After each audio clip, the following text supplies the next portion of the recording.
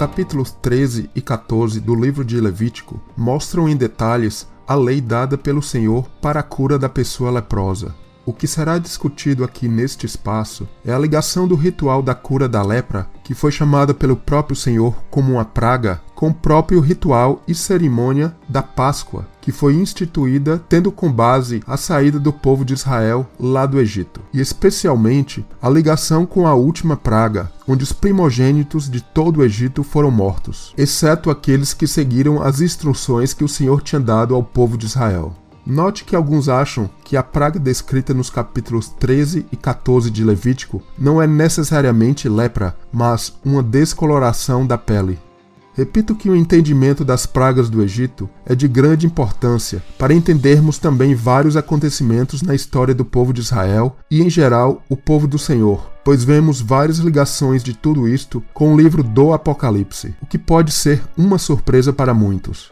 A questão então é, o que a lepra tem a ver com a saída do povo do Egito e a Páscoa? A ligação da lepra com as pragas do Egito é bastante forte. Veja algumas ligações entre ambas. No número 1, a palavra praga, que é usada para descrever a lepra por diversas vezes nos capítulos 13 e 14 de Levítico, é a mesma que o Senhor utiliza no capítulo 11 do livro de Êxodo para anunciar que a última praga, a da morte dos primogênitos, atingiria o Egito.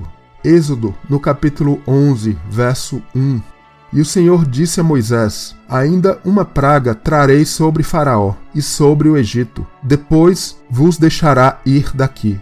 Número 2. Uma estranha cerimônia deveria ser feita, de acordo com o capítulo 14 de Levítico, para curar e purificar o leproso. Este deveria ir até o sacerdote, que utilizaria 2 aves, onde uma delas seria morta e a segunda viva seria molhado no sangue da primeira ave que morreu, e então a ave que estava viva iria ser solta. A pessoa que antes estava com lepra, ou problema em sua pele, agora iria se purificar com o sangue que tinha sido misturado com a ave viva, além de usar pau de cedro, carmesim e isopo.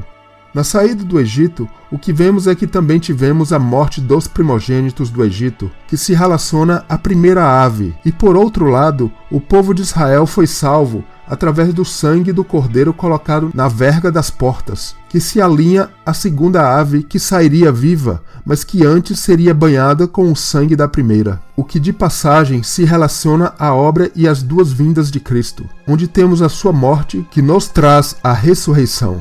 A morte de Cristo vem nos trazer vida. Claro que os que não aceitam continuam mortos em seus pecados, representando a morte dos primogênitos no Egito também. No Egito, a verga das portas foram manchadas com sangue para trazer livramento, e vemos a madeira também sendo molhada com sangue na cerimônia da purificação do leproso. Toda esta cerimônia visava a purificação do leproso que estava afastado da comunidade, e através da cura e purificação voltaria a fazer parte novamente da comunidade do Senhor. No número 3, neste processo de purificação do leproso, aquele pássaro que estava vivo seria solto no campo. Interessante que a forma para descrever como o pássaro seria solto, isto descrito no livro de Levítico, é similar à forma descrita pela qual o povo de Israel se tornaria livre, quando o faraó iria finalmente deixá-los ir embora após a última praga, aquela que iria trazer a morte dos primogênitos. Isto no livro de Êxodo, no capítulo 11, no verso 1. No número 4, outra ligação é justamente onde o leproso era removido da cidade ou do acampamento, de acordo com as leis do Senhor, basicamente como se fosse alguém que não fizesse mais parte da congregação de Deus, se a gente olhar por este lado. O leproso fora da comunidade, na realidade, era como se estivesse morto, vendo de uma outra forma também. O processo da purificação durava 7 dias, o que é interessante, pois na Páscoa se tinha também a purificação de uma certa forma, por 7 dias, onde o fermento não poderia ser encontrado dentro de suas casas. Apenas com a cura e o processo de purificação, os leprosos poderiam novamente fazer parte da comunidade novamente. E o que vemos é que, de forma similar, o povo de Israel, após sair do Egito, formaria esta comunidade da fé, tendo Deus como seu Pai e Senhor, estabelecendo leis e ordem para esta comunidade. Nós cristãos também sabemos que a Páscoa ou a saída do Egito, através da aceitação de Jesus, nosso Salvador, pelo seu sangue, nos coloca como membros desta comunidade. Não de uma denominação, é claro, mas o início de uma caminhada, como membros de uma irmandade, tendo o Senhor como nosso Pai. Um exemplo muito importante da praga da lepra foi o de Miriam, que por questionar a liderança de Moisés, foi atingida pela praga da lepra. Em Números, no capítulo 12, no verso 12, vemos: Ora, não seja ela como um morto, que saindo do ventre de sua mãe, a metade de sua carne já esteja consumida. Então ela ficou com lepra, e na descrição feita por Arão, era como que um bebê meio que abortado ali no nascimento após sair do ventre da mãe. Exatamente o que aconteceu com os egípcios que morreram, ao contrário do povo de Israel, chamados de primogênitos do Senhor. Ora, na saída do povo do Egito, muitos comentaristas judeus de longa data falam que o cordeiro da Páscoa que o povo de Israel comeu foi queimado no fogo com sua cabeça sobre as suas pernas, justamente a posição do feto do bebê na barriga de sua mãe. Além do que, o sangue que foi colocado na verga das portas das casas do povo de Israel no dia anterior que os livrou da morte, à meia-noite, traz a lembrança do nascimento de um bebê, pois quando no dia seguinte o povo sairia pela porta, ali com aquele sangue ainda nos umbrais, era como se estivesse lembrando um nascimento. Mais que encher a terra ou as nossas vidas de aflição, pestilências, pragas, no entanto o Senhor deseja sim que a sua glória encha toda a terra. Encha também as nossas vidas, assim como o Senhor promete que um dia aconteceria, como fala no capítulo 14 de Números. Em meio a tudo aquilo que estava acontecendo, após a volta dos 12 espias, que encadeou e gerou a praga que se espalhou sobre o povo de Deus. No início, e em alguma das 10 pragas que assolaram o Egito, os seus mágicos e encantadores foram até mesmo capazes de reproduzirem aqueles sinais. Até que chegou um ponto em que eles não seriam capazes de manipular a terra e os céus, sendo apenas o Senhor o único com poder para isto. O Senhor vinha com precisão sobre o tempo e espaço, fazendo tudo aquilo acontecer no momento e local exatos. Na 7ª praga, que era a de Saraiva, ou a chuva de pedra ou granizo, com fogo misturado, Faraó vai então reconhecer seus erros e disse assim a Moisés e a Arão. Êxodo, no capítulo 9. Desta vez pequei, o Senhor é justo, mas eu e o meu povo ímpios. Mas o coração de Faraó ainda iria ser endurecido, e a sua recusa de deixar o povo sair do Egito iria trazer mais 3 pragas para aquele local. Assim como o coração de um crente que não está convertido e não reconhece a ação do Senhor em seus caminhos. As 3 últimas pragas no Egito, de uma certa forma, estariam relacionadas umas com as outras, pois, por exemplo, estas estariam relacionadas com a escuridão da terra. Veja que mesmo na 8ª praga, o relato no capítulo 10 de Êxodo, verso 15, fala que os gafanhotos cobriram a terra de uma forma que a terra se escureceu. A escuridão se tornaria ainda maior com a praga seguinte, e na última praga, na escuridão da noite, os primogênitos seriam mortos. Uma fascinante ligação da escuridão e a praga dos gafanhotos será mostrada em um próximo estudo, que nos ajuda a entender todas estas pragas ainda mais. Voltando à praga da lepra, obviamente a lepra atingia primariamente a pele da pessoa. A praga da lepra está bastante relacionada às 10 pragas do Egito e existem muitas ligações dela, especialmente com a escuridão e a praga da morte dos primogênitos, como vou mostrar agora. A primeira vez que esta palavra pele aparece na Bíblia é em Gênesis, no capítulo 3, no verso 21. E fez o Senhor Deus a Adão e a sua mulher túnicas de peles e os vestiu.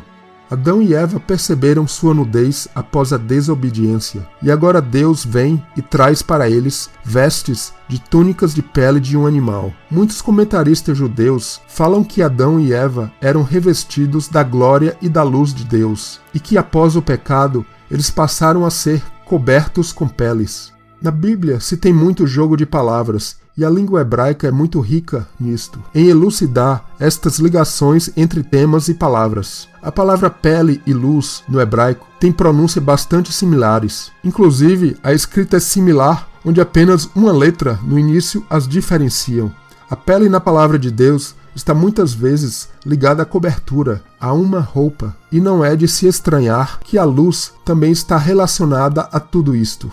Vejamos no Salmo 104, versos 1 e 2. Senhor Deus meu, está vestido de glória e de majestade. Ele se cobre de luz, como de um vestido, estende os céus como uma cortina. Veja que a desobediência remove a glória do Senhor que cobria Adão e Eva, que agora se veem despidos, até que o próprio Senhor traz para eles a pele do animal que já prefiguraria a morte de Cristo lá na frente.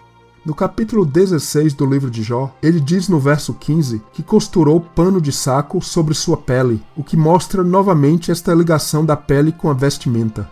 Peles de animais eram utilizadas em muitas partes do tabernáculo para revesti-lo, assim como muitos dos seus utensílios, formando uma camada protetora. Da mesma forma, a própria cobertura da tenda do tabernáculo era feita de peles de animais, onde separava um interior do lado exterior. E como sabemos, a doença da lepra tem uma forte ligação com o pecado e a ligação com as coisas que estão no mundo exterior, do qual precisamos estar separados e longes. Já no Novo Testamento, temos algumas histórias e parábolas de Jesus sobre o vinho, onde este era armazenado nos odres, que na verdade eram feitos de peles de animais. A pele simboliza esta vestimenta que reveste o corpo como uma roupa mesmo, trazendo cobertura, proteção e simbolizando uma vida que permite a operação do Senhor. O vinho novo sendo nela armazenado, esta capa protetora que deve estar sempre se renovando com a direção do Senhor para o momento em que vivemos.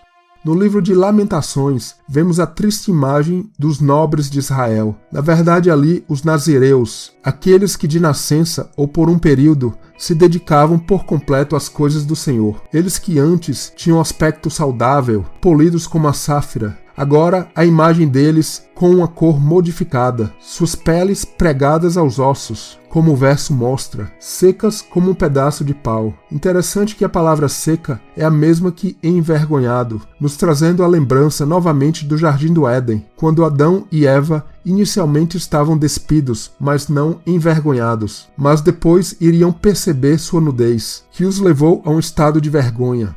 Esta roupa, esta cobertura, que quando não está por cima do crente, significa um estado em que a proteção, a luz do Senhor, não está nos cobrindo como o Senhor assim deseja. Um aspecto bastante interessante dos livros chamados poéticos do Antigo Testamento é que todos eles, eu diria sem exceção, livros como Salmos, Jó, Provérbios, Lamentações, Eclesiastes, Cânticos de Salomão, todos estes possuem uma característica em comum. Vemos neles algo não comum a muitos outros livros ou passagens. Eles falam constantemente das partes do corpo humano, fato que se alinha com várias passagens bíblicas que se referem ao tabernáculo, ao templo e ao trabalho dos sacerdotes e dos levitas. E a questão é por quê? Nos capítulos 13 e 14 de Levítico, que descrevem as leis relacionadas à lepra, vemos também isto acontecer, onde a descoloração na pele do leproso era investigada pelos sacerdotes, que iriam aplicar procedimentos para checar se a pessoa estava realmente com aquela doença ou praga. E o processo de purificação após a sua cura, um ritual era feito que envolvia obviamente a pele, o sangue do animal, a orelha, os dedos das mãos e pés, que eram aplicados àquele sangue do pássaro que tinha sido sacrificado. Na cabeça do leproso, óleo era aplicado. Em tudo isto, vemos a ligação com a geração deste ser dentro de nós, Cristo nascendo em nós, onde a palavra nos mostra a vontade do Senhor, que é não somente sermos saudáveis no nosso corpo físico e não somente termos uma vida com relacionamentos sadios em nossas famílias e amigos, mas devemos também nos preocupar com esta saúde, a saúde do nosso espírito, de Cristo que em nós habita. Como está o nosso coração para com a sua palavra e a sua vontade? Qual órgão deste ser que nasceu em nós precisa de cura? Seria o ouvido, a boca, o coração? O capítulo 14 de Levítico ainda fala da lepra, ou daquela praga que poderia atingir as suas casas. Interessante, sim, a casa, as paredes, os revestimentos de suas casas quando eles entrassem na terra prometida e lá fizessem morada. Os mesmos sintomas usados para descrever aquela praga em uma pessoa também poderia atingir suas casas. A casa, que é uma figura clara de uma habitação e se relaciona com as nossas vidas.